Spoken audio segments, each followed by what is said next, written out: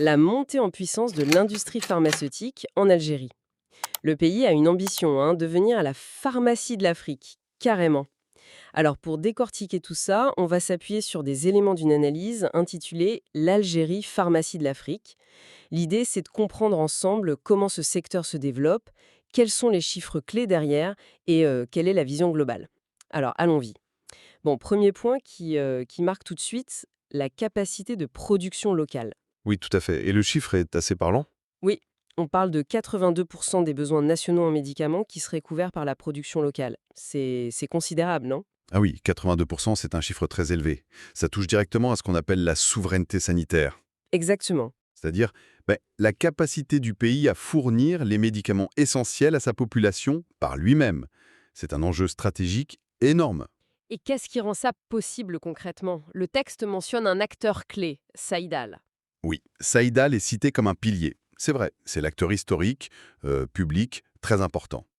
Mais attention, ça ne repose pas que sur Saïdal. Derrière ce chiffre, il y a une infrastructure industrielle assez impressionnante. Ah oui. Oui, les infos qu'on a parlent de plus de 218 unités de production, pharmaceutique, hein. 218. Oui, et pour donner une idée, ça représenterait presque un quart de toutes les usines du genre sur le continent africain. Un quart. D'accord. C'est cette base industrielle, justement, qui permet d'avoir cette autonomie et d'envisager plus. D'accord. Donc une base locale solide. Mais alors, l'ambition ne s'arrête pas là, si j'ai bien compris. Ça regarde aussi vers l'extérieur, les exportations. Effectivement, et là, les chiffres montrent une accélération assez nette. Oui, c'est ici que ça devient vraiment intéressant. Le texte rapporte un bond de 50% des exportations. En une seule année. C'est ça.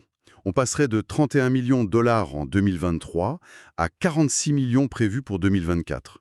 C'est une croissance très, très rapide.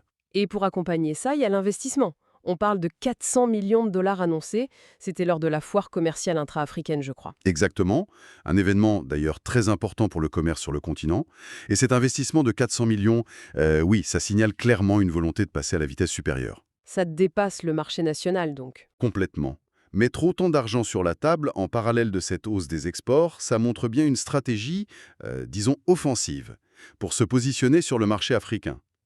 L'idée de pharmacie de l'Afrique, elle prend corps avec ce genre de chiffres, vous voyez? Ce n'est plus juste de l'autosuffisance, c'est viser un rôle de fournisseur majeur pour le continent. Hmm.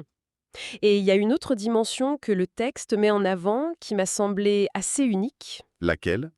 Eh bien, cette idée que le projet combine le développement industriel, la stratégie commerciale et aussi une sorte de mission humaniste. Ah!